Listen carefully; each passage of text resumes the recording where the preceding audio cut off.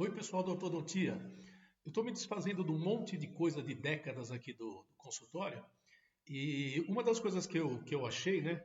Achei uma parte da minha coleção de articuladores, né? A minha primeira formação foi prótese e aí eu comecei, comprei todos os tipos que tinha de articulador. Aqui está faltando um dentatus, né? E durante uma época, a gente tinha aquele mito de que a ortodontia ela precisava ser gnatológica, né? Então que a gente precisava usar aqueles conceitos antigos de gnatologia também na ortodontia. Então quero mostrar para vocês alguns casos. É óbvio que eu deixei de fazer isso há muito tempo, né? Mas só para, como tem gente que ainda hoje mantém esses dois conceitos juntos, né? Não é por falta de saber, né? Então, mostrar para vocês alguns casos do comecinho assim, dos anos 80. Tá? Nessa época, eu estava começando a fazer ortodontia, tinha aquela fixação pela ortodontia ginatológica, né? Então, vocês me perdoem porque vocês estão vendo que eu estou até com umas fotos na mão aqui, as fotos estão muito mal tiradas. Naquela época lá, você só sabia se tinha ficado bom quando fazia a revelação, né? Mas vamos lá. Olha só, como é que eu fazia os meus casos naquela época?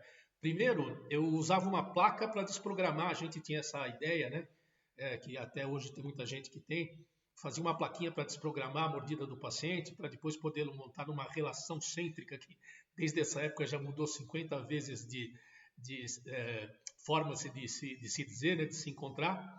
Aí eu tinha a paciência de montar os pacientes, né? No articulador, paciente ortodôntico, tá? Antes de fazer o planejamento.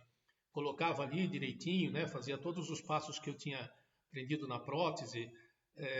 Depois programava o articulador, é, colocava essa mordida, né, de cera, usava uma cera bem molinha para não interferir com a mordida do paciente, né?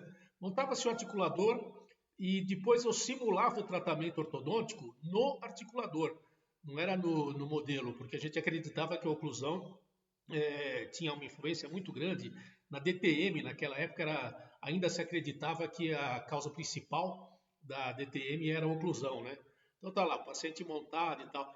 Mas vamos ver alguns casos como é que eu fazia, tá? Mais uma vez peço perdão pelos, pelos slides, né? Mas olha só, esse aqui é um caso daquela época lá. Então eu pegava um paciente assim e aí eu falava, não, peraí, não adianta eu querer fazer em máxima intercuspidação, que é o que eu faço hoje, que todo mundo faz hoje, né?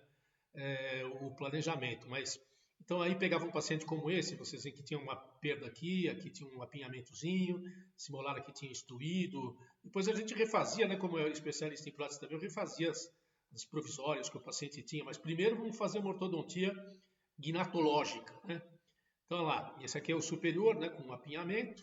E olha aí, eu pegava o articulador, aí eu colocava o paciente em cêntrica, como a gente achava que existia naquela época lá, e ficava vendo assim, olha, tem um contato aqui em cêntrica, então o que eu vou ter que fazer aqui nesse paciente, vocês estão vendo a flechinha, eu vou ter que intruir esse molar aqui, que está extruído, aí para colocar o articulador em lateralidade, e eu queria sempre desoclusão pelo canino ou em grupo, né? Tinha aquela ideia assim, tem que fazer uma mega oclusão. Então olha como é que ficou planejado aqui, ó.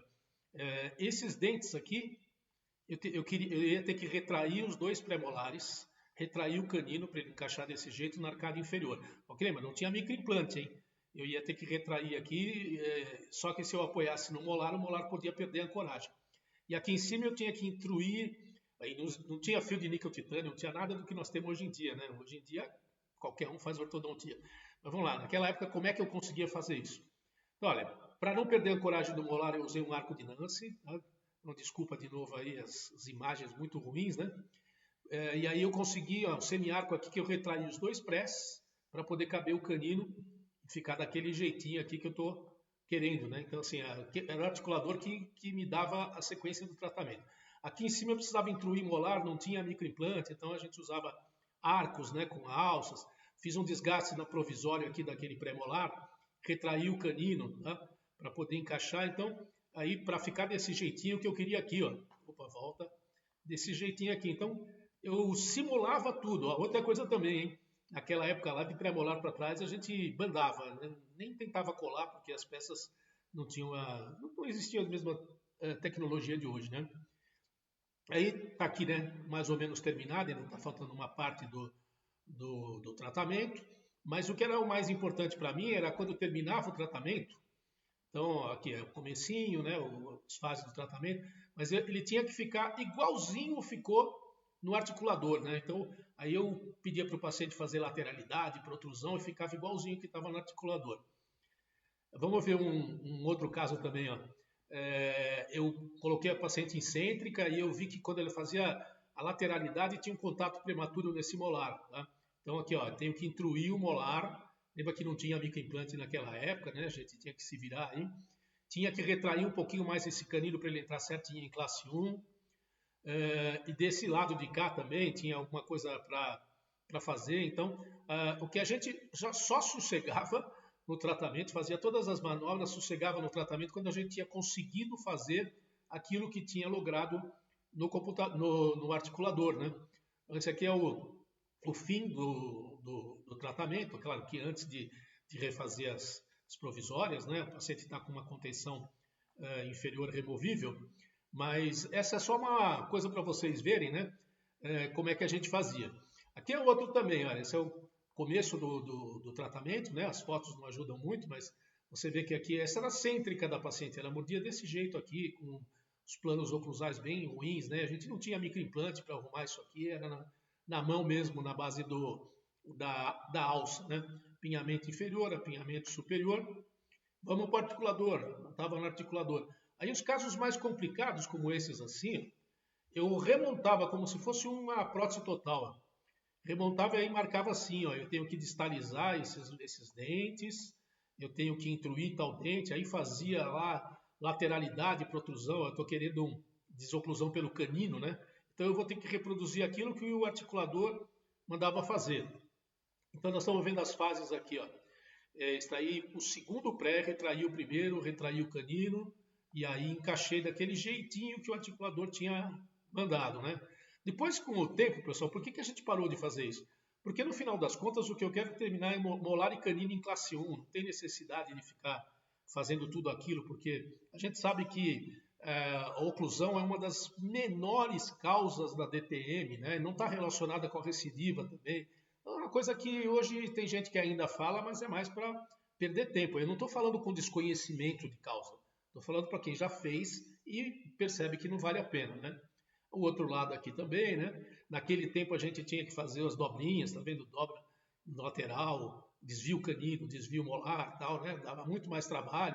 O pessoal fala que a gente ganhava mais, né? Mas dava muito mais trabalho do que tem hoje em dia. E o que interessava no final, cara, era isso aqui, ó. Terminou. Para mim, hoje em dia, eu tinha que me preocupar apenas com o molar e canino em classe 1. Terminei claro, com todas as chavinhas bonitinhas, mas olha só, lateralidade tinha que ficar igualzinha, estava no articulador. Isso é do meu planejamento, isso aqui era o final. Lateralidade aqui, quando eu fazia desse lado, ó, não tinha oclusão em nenhum dente do outro lado, parecia que eu tinha montado uma prótese total.